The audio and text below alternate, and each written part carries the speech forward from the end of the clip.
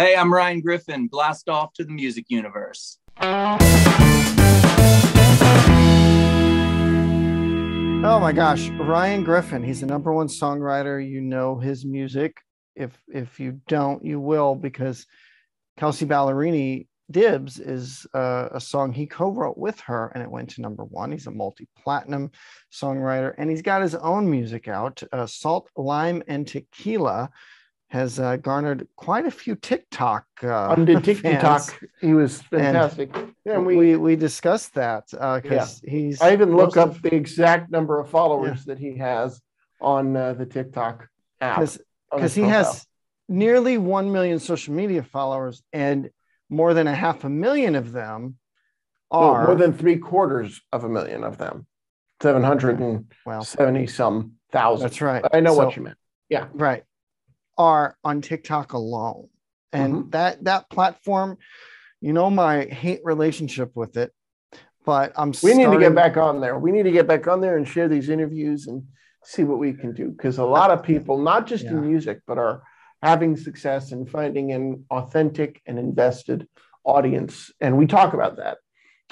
Yeah, I mean, he's great. He was wonderful with that. And I didn't realize either, as you're going to see at the beginning of the interview, that I had actually seen him live.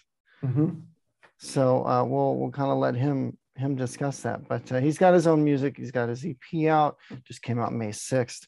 Digital outlets everywhere, and number one hit on Sirius XM of the Highways, Hot 30 Countdown, and more than 14 million global streams for Salt, Lime, and Tequila. Really launched his solo career, it seems. How are you doing today?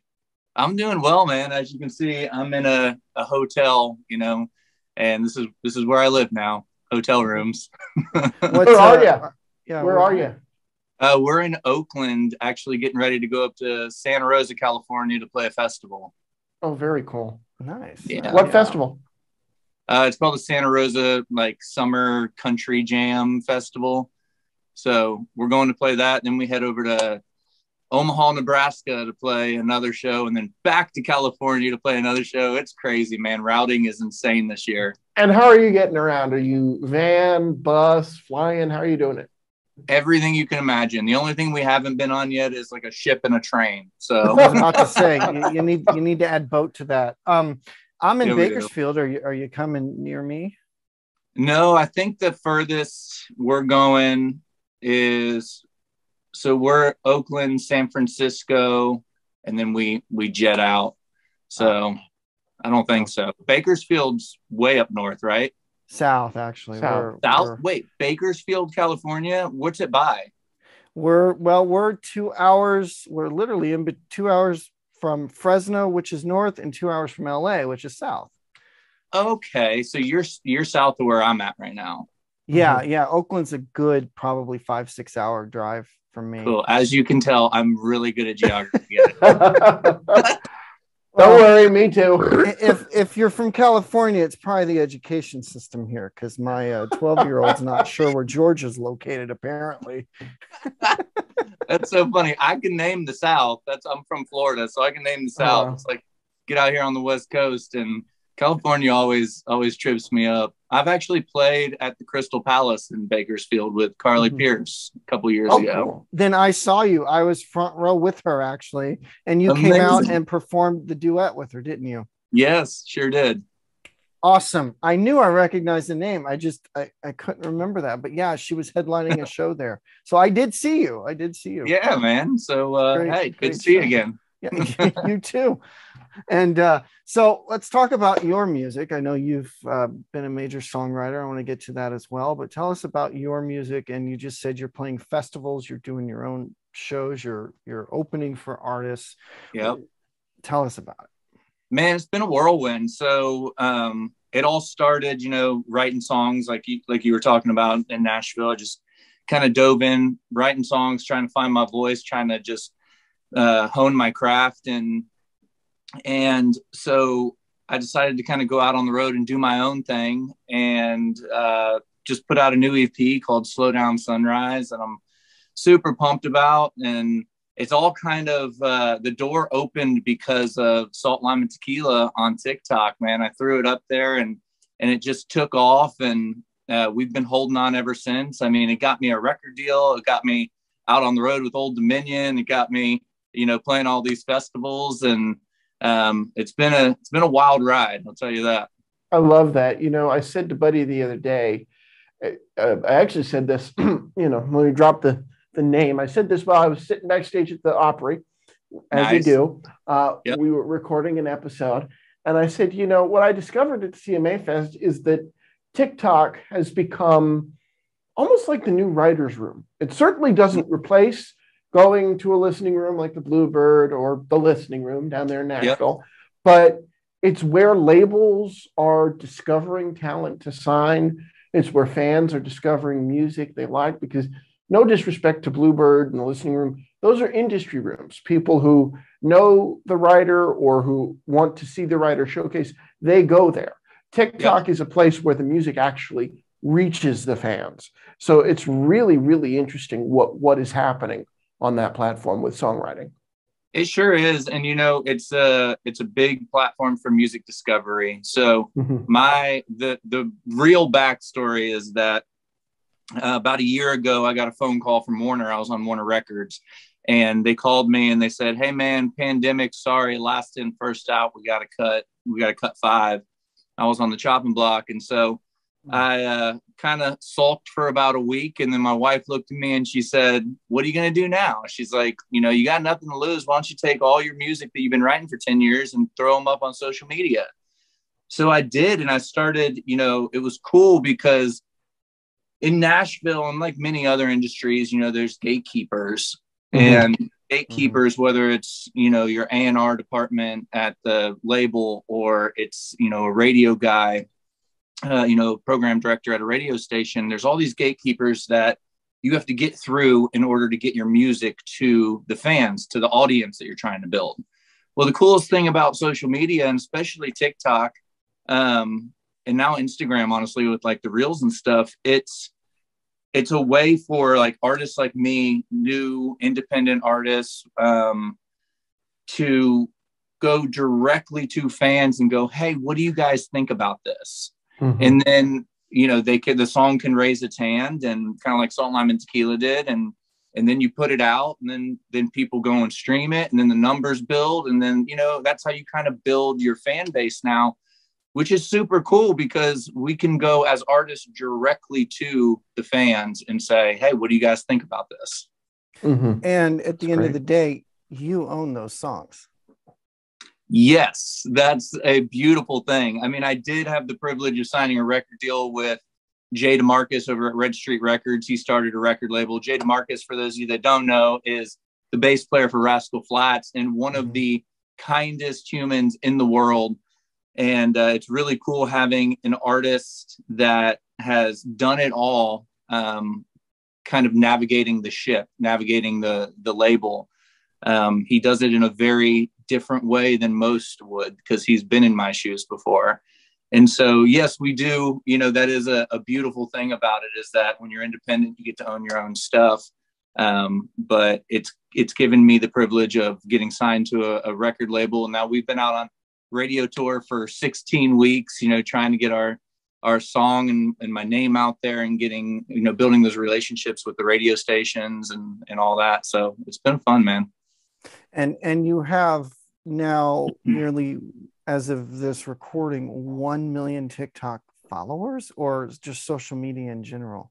Social media in general. Yeah. I think last time I looked, TikTok was like 780,000, something like that. And it's so cool, because that's all built on the back of songs. Like that's what I did every day. I put out a new song. It wasn't like I was up there, doing a song and dance or doing games or anything like that. But it was just music. And so that was really cool to see that fan base build just because of the music. Yeah. Exactly. And you have I'm looking at it right here to get the specifics. Hang on. Yeah, nice. and I know you have a relationship with radio, just in a different way, because you're a number one platinum selling songwriter for a lot of different great songs. I mean, Kelsey Ballerini's "Dibs" is one of them. Yeah, "Dibs" was a big song for me. It was how much time do we have? Because I guess, do you guys want the real stories? Please. Yeah, absolutely. But before we get the real story, I want to say the official number is 775.3. Heck yeah. Come on. That's awesome. Thank you to everybody that's following me and showing us some love. But the real story is my wife and I wasn't signed to a record deal. I was signed to a publishing deal, which is, a songwriting deal. And I wasn't getting paid very much. I was just thankful that I could kind of go all in, and I could let go of my part-time job. Then my wife and I were sitting around our little nook table, and we just bought a house not long before this. And we had a stack of bills over here to the right and a stack of bills over here to the left. These had to be paid, or like our water is going to get shut off, our electric's going to get shut off, And then we had some other bills over here that could have waited a little bit longer. And we're sitting here just stressing out. My wife is stressing out. I feel like I'm failing as like the provider of the family. My wife is pregnant at the time. And I'm just like, what am I going to do? I have no idea what I'm going to do. I'm all in on this songwriting thing and this music thing. I really don't have the ability to go out and get another job because, as you know, like with anything, any industry, especially this entertainment industry, you have to be all in. Yep. And so we're just kind of hands up in the air going like, the Lord will provide, it's like we're big believers, and we're like, the Lord will provide if this is the path that we're supposed to be on. 2 days later, Kelsey calls and goes, "Hey, Griff, guess what? Remember that song Dibs we wrote together?" I said, "Yeah." She's like, "It's going to be my second single to country radio." And I tell you what, we had a dance party that night that would rival any club. And we had a blast, but it was cool to see. And like I said, it was her second single. So you really never know what's going to happen with an artist's second single. It's kind of tougher than the first single in a lot of ways. This song was climbing the chart, and it got to like top 30, then top 20. And we're like, oh my gosh, this thing's rolling. Top 10. I'm standing on the stage with one of my co-writers, Josh Kerr. We're at a charity event in Austin, Texas. And there's about 2,000 people out in the crowd. We're playing at the, what was it called? Paramount or something like that in Austin, really like cool theater. And you could hear a pin drop, when we were playing. It was a listening crowd. And so we have a radio rep sitting side stage that's sitting there giving us like a thumbs up, thumbs down, because it's Saturday night. That's when the charts closed. We were sitting at number 2, about to go to number 1. Then it slipped back down to number 2. It's like in real time, and and she's giving us a thumbs up. And then if we looked over at her and she like wouldn't make eye contact, we're like, oh man, we're losing it. It's slipping away. Well, charts closed. She's jumping, dancing on the side of the stage. We stop right in the middle of the song we're playing. And we're like, guys, we just wanted to tell you right now, we have the number 1 song in the country, in country music. It's a song called Dibs, and we're going to play it for you. And so we played it for the crowd. Place went wild. Like, it was one of the coolest moments to receive that information of like, you have your first number 1 in country music, and you're sitting there in front of 2,000 people, and you can share it with them. It was pretty special. Wonderful. Oh yeah, because that never happens. Like, hardly ever do you get to say that to the crowd. Now, sometimes, you'll be surprised with platinum or gold record, presentations on stage, but to actually hit number 1 live while you're on stage and get to share that's got to be something. Did you get that on film at all? I don't think anybody was videoing it. I mean, somebody might have had an iPhone out, but it's a great question. I've never gotten any content of it, and I really wish I could track some down. So if anybody's watching this and they have some, shoot it at me. Awesome. But the coolest part about it was like, financially, my wife and I were able to move forward in like a productive way, and I was able to continue chasing this career, and my wife felt comfortable when we brought our first baby boy, Levi, into this world. And it was like, it was just, everything was kind of provided. And there was a minute where it felt like we were going to fall flat on our face, So that's the that's the journey of so many of us, but definitely the journey of a Nashville country artist. Oh yeah, Nashville's just got that thing where you're, and I think that's any music city, but especially Nashville. You know, you're everybody's usually has a day job of, you know, waiting tables, whatever, and then they're out playing music. To be able to do that, what you're doing, you know, you went all in. It's rare because of just the competition that's there, and it's grown so much exponentially since Nashville, the TV series was on. It drew a lot of people there in various industries, so it's even a greater competition out there. But you know, it's wonderful that you were able to do that and released, you know, now your own music. Yeah, it's been crazy. I mean, I've had every job under the sun that you could imagine. I've slung chicken at a chicken coop. I've worked at restaurants. I was a valet at the Marriott and Vanderbilt, you know, just down the road in Nashville. I was I dressed up as an ant in an ant costume I was the mascot for this like financial company. I used to go to all their parties as an ant. Like, I've done everything you can possibly imagine to like scrape by. And, you know, it's nice to be able to say like music is providing a lifestyle for my family. You know, it's awesome. Pretty sweet. That is awesome. Well, hopefully no ant costumes during your live shows, right? I don't know. You never know. We might pull them back out again.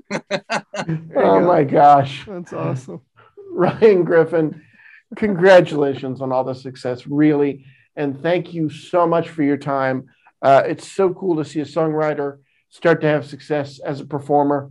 And we wish you all the best and safe travels, happy travels, playing music. Really. Thank you. Yeah, it's fun to be out here, you know, traveling the country, playing music and making new friends and fans and just getting it out there, you know. Slow Down Sunrise is an EP that I'm so proud of because as a Florida boy, like I grew up in Florida, salt water in my veins. I, you know, spent a lot of time on the water growing up.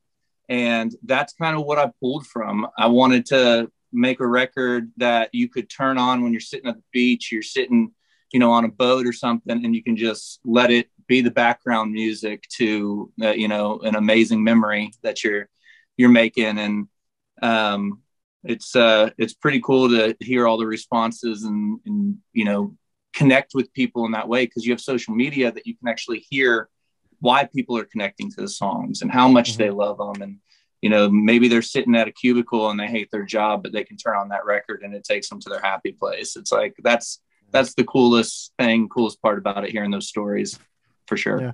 And the EP Slow Down Sunrise is out now, and you can get it at all digital outlets. Such a fun, laid back conversation, you know, and to your point about seeing him and not realizing it, you know, I'm, as of this recording, at about 36 shows that I've seen already this year, mostly music. I'd say probably about 30 of them are music shows. And you'd be surprised how often it's like, oh, I saw you open for so-and-so. And even going back, I can, you know, somebody will say a name like, you know, if you say Frankie Ballard, oh, he opened for Brad Paisley. Or he opened for, I don't think it was Brad, it was Sugarland, I think he opened for. You know, I'll remember, oh, I saw them open for such and such. So, and like LB Shane, who we met at the CMT Awards, I saw him open for Travis Tritt and Brooks and Dunn. He was the first of 3 acts for that particular tour, that package bill, as they call it. So, you know, as many songwriters and singers and artists there are in Nashville, you know, you really get a sense of how small the people who are actually able, the group of people is that are actually able to break through, because you see them here, you see them there, and you kind of end up encountering them when you go to as many shows as you and I do combined. Yeah, and you've probably seen everybody that's a country act right now because of all the shows you've attended. Plus, you saw quite a few, whether you wanted to, you know, whether you meant to or not, is the proper term, at CMA Fest. You know, you're wandering around, you see, oh, let me check them out, or you see the tail end of somebody. And or catch Lainey Wilson in a hallway. There you go. You know, you just never know. Plays. Yeah, you just never know who you're going to run into when you're in an event like that, and to have that kind of success that garners from TikTok. I mean, you know, and he's on Jay DeMarcus's label now, and really, really cool. It was great to chat with him, and big things for him, I'm sure, you know, besides more songwriting. But I love to hear that the songwriters are stepping forward into their own career. And I don't remember that being a big thing in the 90s until Phil Vassar really stepped up. Right. When he became a singer-songwriter and a performer, I should say, with Carlene, I'm like, oh, wow, this is great. And then well, he wrote this, he wrote this, he wrote this. All big hits for, you know, Tim McGraw and Jody Messina. It's like, oh, cool. Colin Ray, you know, Little Red Rodeo, things like that. So that's really become almost like a trend over the last 20 years. And it's a great trend because these guys are really talented and they deserve it all. They absolutely do. So big things from Ryan Griffin. Cannot wait to see what he does next. And I'm sure we will have him back on very, very soon. For the Music Universe podcast, I'm Matt. And I'm Buddy. Thanks for listening and watching. Be sure to hit that like, subscribe, and share button, and follow us on socials at The Music Uni. And be sure to check out themusicuniverse.com for the latest news and Matt's concert reviews. Take care.